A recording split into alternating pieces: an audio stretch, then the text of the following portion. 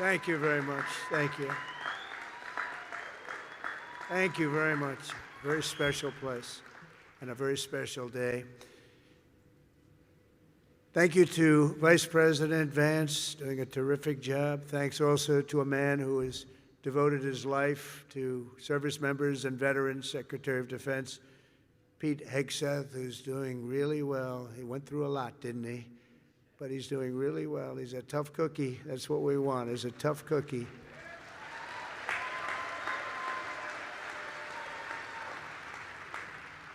And we're grateful to be joined as well by Chairman Kaine, terrific military person, members of the Cabinet, members of Congress, members of the United States Armed Forces, veterans, and many other distinguished guests. We gather today to honor the incredible service members who rest in glory in this cemetery and burial grounds around the world and in 1,000 lonely places known only to God. In every hour of peril, in every moment of crisis, American warriors have left behind the blessings of home and family to answer their nation's call. They've offered all that they had within them and given their last breaths to each and every one of us that we might live safe and breathe free.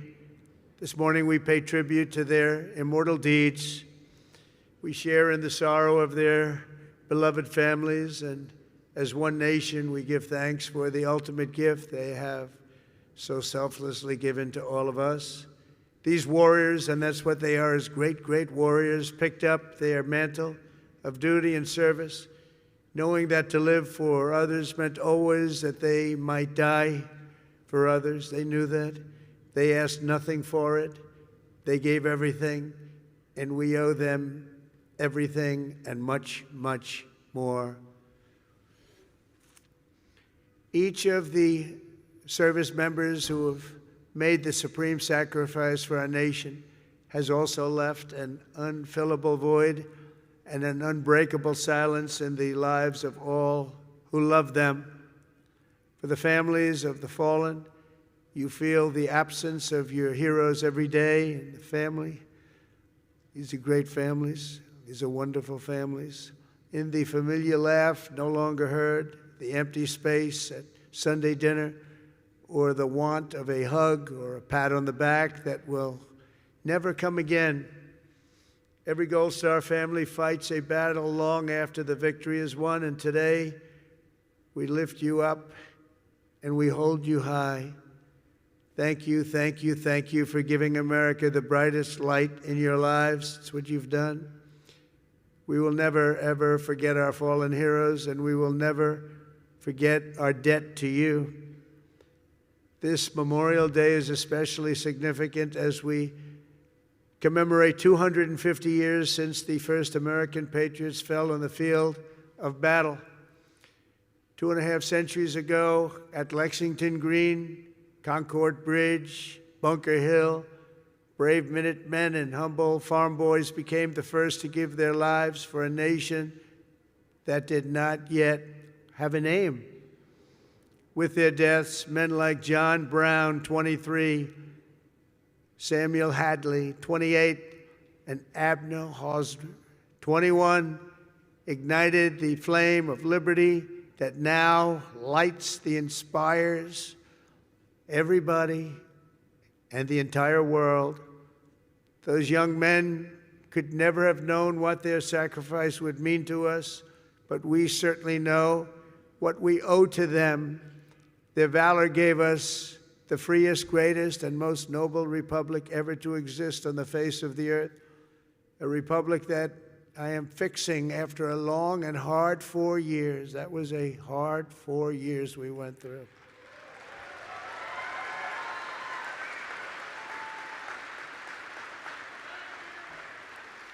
Who would let that happen? People pouring through our borders unchecked, people doing things that are indescribable and not for today to discuss. But the republic that is now doing so very well, we're doing so very well right now, considering the circumstances, and we'll do record-setting better with time. We will do better than we've ever done as a nation, better than ever before. I promise you that.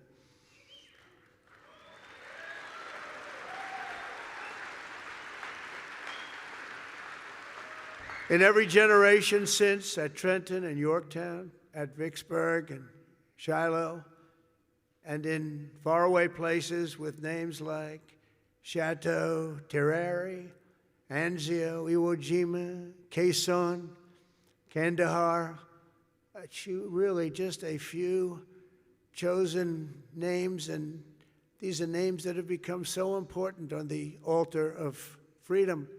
They plunged into the crucible of battle, stormed into the fires of hell, charged into the valley of death, and rose into the arms of angels. The sacrifice that they made was not merely for a single battle, a long ago victory, or a fleeting triumph, decades or centuries past. Their sacrifice was for today, tomorrow, and every morning thereafter. Every child that lives in peace, every home that is filled with joy and love, every day the Republic stands is only possible because of those who did what had to be done when duty called, and the cost was everything to them and to their families. Our debt to them is eternal, and it does not diminish with time. It only grows and grows and grows with each passing year. The greatest monument to their courage is not carved in marble or cast in bronze. It's all around us, an American nation, 325 million strong, which will soon be greater than it has ever been before. It will be. And so today we uphold the memory of our heroes, as people have done since ancient times, by telling their stories and exalting their names. Senior Master Sergeant Elroy Harworth was a young, beautiful man from Earhart, Minnesota, when he enlisted in the Air Force and was sent to Vietnam. 59 years ago this very week, Elroy and his crewmates climbed into the dark skies over Da Nang on a classified mission known as Operation Carolina Moon. Their aim was to blow up a key enemy bridge, and while other crews had tried and failed, they were determined to try and get it done in face of extreme danger, and they knew how bad it was. As their C-130 closed in on its target, and Elroy jockeyed his 5,000 pounds of explosives into position, the aircraft came under unbelievably intense fire. They'd never seen anything like it. Try as they might, they were hit as the plane swung low and they went down deep in enemy territory. Elroy was just 24 years old when he gave his life for America, leaving behind a beautiful young wife who was 7 months pregnant. That meant Elroy would never know the joy of meeting his son Troy or seeing him grow, and he would never have the pride to watch his son follow in his father's footsteps and serve 2 decades in the U.S. Army. Sergeant First Class Troy Harworth is with us today, joined by his wife Sonia and their son John, the grandson Elroy never got to hold. Thank you, Troy, and thank you, John, and above all, thank you, Elroy. Thank you very much. Please stand up. Thank you, wherever you may be.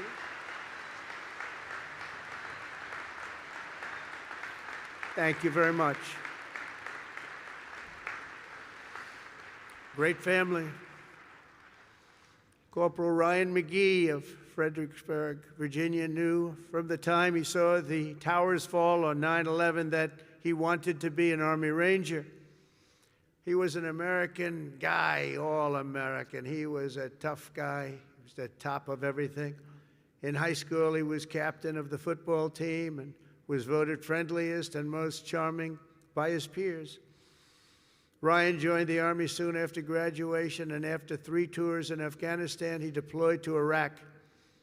He and his unit were tasked with hunting down a weapon facilitator, and a suicide bomber cell near Baghdad, a vicious, vicious cell, killing many, many people.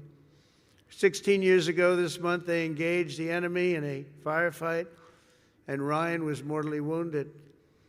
He gave his life at 21 years old, and today he rests until the end of time in the famed Section 60 here at Arlington, where we have buried our honored dead from the War on Terror.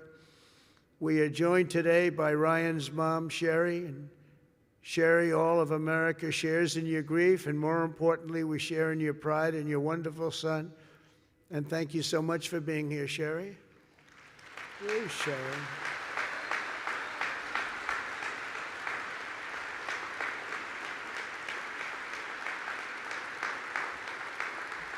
Thank you, Sherry. Thank you very much. On behalf of everyone. This crowd is so big, she's hard to find. Once I saw her, she really stands out. Thank you, Sherry, very much. Senior Chief Petty Officer Shannon Kent grew up in Pine Plains, New York, before enlisting in the Navy in 2003, and she quickly became one of the rising stars. She was an absolute winner. As a linguist, translator, and cryptologic technician, Shannon worked alongside elite special force units like Delta Force and Navy SEALs to help them capture and kill terrorists. She was among the first women ever to do it, and she did it better than anyone. In January 2019, Shannon was on her 5th combat deployment, embedded with a team hunting ISIS terrorists through the streets of Syria, when a suicide bomber detonated his weapon, killing Senior Chief Kent and 3 other wonderful, beautiful Americans. She left behind her husband, Joe, and their 2 sons, 3-year-old Colt and 18-month-old baby Josh. Today, Shannon rests in peace on these grounds alongside her comrades. To her boys, Colt and Josh, who are here this morning, now aged 9 and 7, let me say your mom was a hero, and her love, her strength, and her spirit are always with us and always be with you. She loved her boys. To Joe, the boys, Shannon's parents, Mary and Stephen, and her sister Mariah, Shannon's name will live forever in the chronicles of true American patriots. I just want to thank you, and thank you so much for being here in honor of your magnificent family member. Stories like Shannon's, Ryan's, and Elroy's remind us of the real meaning of the day. And I want to just say, please stand up wherever you may be. The boys, I want to see those boys. Where are you?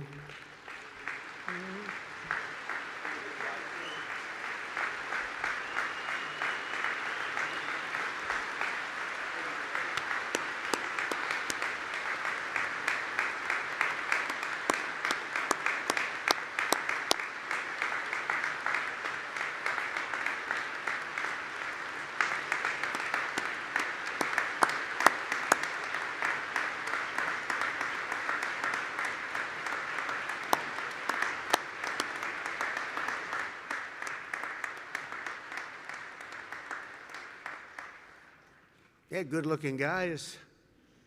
Thank you very much for being here. All of you, thank you so much. We should never forget, even for a moment, that freedom is a gift of the highest cost, and peace is won at the most precious price. These extraordinary American heroes and their immense and ultimate sacrifices, they offer only the faintest glimpse at the infinite grace we have received from all who laid down their lives for America. Over the past 250 years, we're going to have a big, big celebration, as you know, 250 years. In some ways, I'm glad I missed that second term where it was, because I wouldn't be your president for that most important of all. In addition, we have the World Cup and we have the Olympics. Can you imagine? I missed that 4 years, and now look what I have. I have everything. Amazing the way things work out.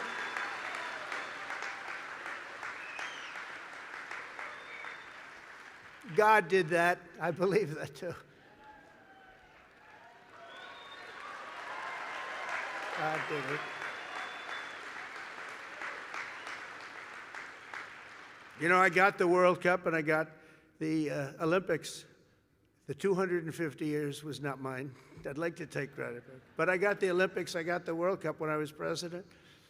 And I said, boy, it's too bad I won't be president then. And look what happened. I turned out, and we're going to have a great time. We're going to have a great celebration. But most important of all is the 250th anniversary. That blows everything away, including the World Cup and including the Olympics, as far as I'm concerned. In any corner of this cemetery, at any resting place for our war dead, anywhere on earth, you'll find untold stories of equal heroism and heartbreak unmatched, patriotism and devotion and acts of selflessness and courage so enormous they defy comprehension. Most people can't even imagine it. Great poets have written that it's love which moves the sun and the stars, but here on the sacred soil, right where we are, we're reminded that it's love which moves the course of history and moves it always toward freedom, always. From Bunker Hill to Bastogne to Cantigny to Coral Sea, from Gettysburg to Guadalcanal and Concord to Kabul, America's best and America's bravest have fought, bled, and died so that we could pick up the torch of liberty, raise it high, high, high, and carry it onward to places they could never have dreamed of before. Today we honor their memory. We remember their gallantry. We just revere, in the highest sense, we just revere their incredible legacy. We salute them in their eternal and everlasting glory, and we continue our relentless pursuit of America's destiny as we make our nation stronger, prouder, freer, and greater than ever before. May God bless our fallen heroes. May God bless our Gold Star families. And may God bless the United States of America. Thank you very much, everybody. Great honor. Thank you.